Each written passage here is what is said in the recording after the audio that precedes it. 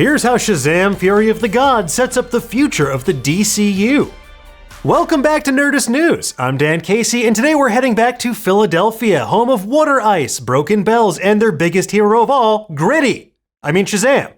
Shazam! Fury of the Gods is out in theaters now, and like the name says, those gods were furious. And much like the Fast and the movies, this too is all about family. The biggest issue surrounding this movie, though, is that many fans might be wondering, what's the point of watching this sequel? What am I even contributing? The DC Extended Universe is winding down later this year in favor of the universe resetting events of The Flash in just a few months. As DC Studios co-head James Gunn outlined in his announcement back in January, from there on out, upcoming DC films will be part of the DC Universe, or the DCU, if you're nasty. Thank you so much. So how much could this Shazam movie even matter, because we know that things are going to get reset into a brand new canon by the end of the year? Well, first of all, if a movie looks interesting to you, just go see it. But this universe reset is actually already happening, and Shazam! Fury of the Gods laid the groundwork for how it will take shape. So not only is it worth seeing from a canon perspective, but it's directly tied to the future of the franchise. There's already a superhero with a red suit with a lightning bolt on it, and I'm fast, but he's faster. There is plenty of room for Shazam to remain canon moving forward. We're going to break down how Shazam! Fury of the Gods is setting up the DCU in just a moment, but first, a spoiler warning. If you haven't seen the Shazam! Yet, now's your chance to get out of here before it's too late. I don't know, like go grab some lunch with Superman or something.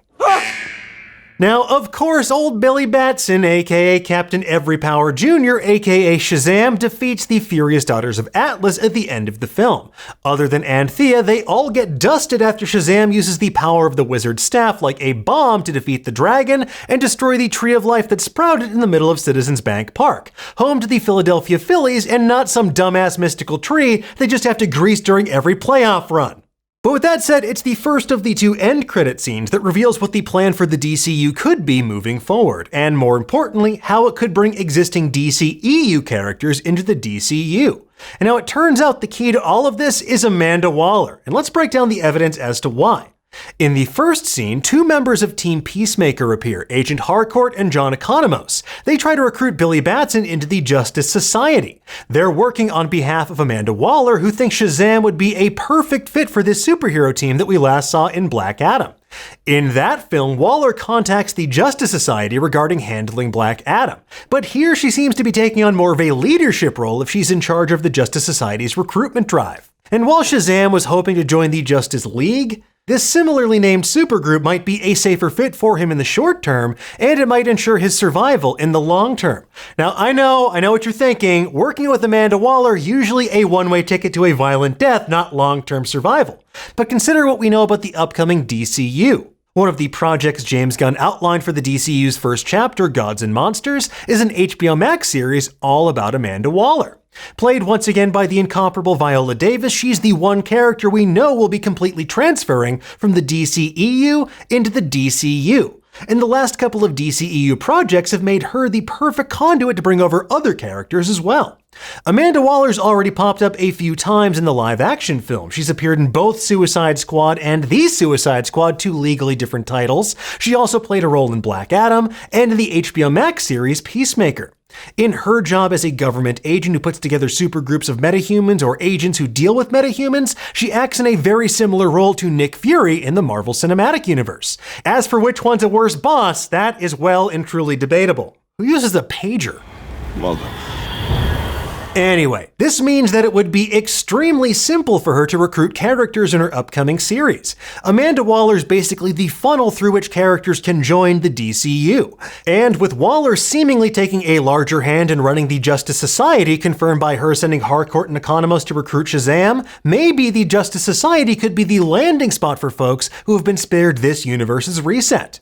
With a recasting of heroes like Batman and Superman and the DCU futures of Wonder Woman, The Flash, and Aquaman up in the air, the Justice League is going to have to undergo some pretty big shakeups. Nobody on that team right now can be considered safe. So for the time being, Billy's probably better off hanging out with Dr. Fate's old helmet and making TikTok memes with blown out audio. Now, a Waller-led Justice Society could appear in a high-profile series that ties into the DCU's overarching story. It would be a great way to keep current DCEU heroes on hand and introduce them to a brand new universe. And this could run the gamut from Shazam to Peacemaker to even the Birds of Prey. And if this isn't enough to convince you that Amanda Waller's the key to Shazam and other heroes coming to the DCU, there are also pieces of circumstantial evidence for you to consider. The simplest one is that nothing that happens in Fury of the Gods would preclude Shazam from being there in this new universe. He doesn't die, or rather, he doesn't stay dead. You know, because comics. What am I even contributing? The second piece of evidence comes in the Shazamquels credits. It's a Peter Safran production, and for those not in the know, Peter Safran is the other co-head of DC Studios alongside James Gunn. You know, our jobs, mine and Peter's. So it makes sense this prolific DCEU producer might want some of his hard work to be preserved in the future.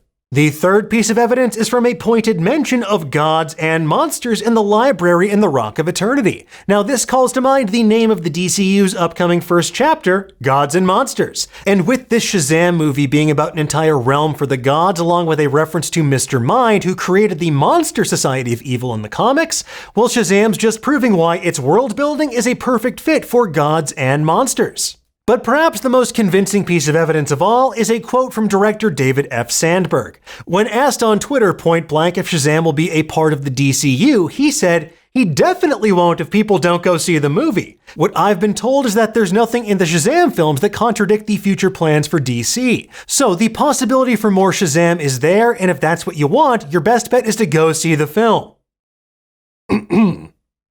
All in all, the one thing that could throw a wrench into this whole thing is The Flash, and not Barry Allen himself, rather the film. James Gunn confirmed the events of that movie will be the catalyst for this impending multiversal shakeup. And maybe they'll have a simpler solution. They could straight up kill Shazam along with any other character not making the leap to the DCU. But if nothing else, they could always keep old Billy Batson around in Elseworlds form, because I would commit several misdemeanors if it meant we could get a live-action Kingdom Come movie. Anyway, for now, we're just counting down the days until we can see how The Flash will irrevocably change the course of the DC universe, and we look forward to seeing which familiar faces could be brought along for the ride. Yes. Except for you. Anyway, folks, there you have it. That's how we think Shazam could play into the future of the DCU. What am I even contributing? But tell us, what do you folks think? Is Amanda Waller the key for DCEU characters transferring to this new universe? You wouldn't really do that, right? You don't know half of what I would do, John. Let us know in the comments below. As always, thank you for watching, and for the latest and greatest in the world of pop culture, make sure you stay tuned to Nerdist.com.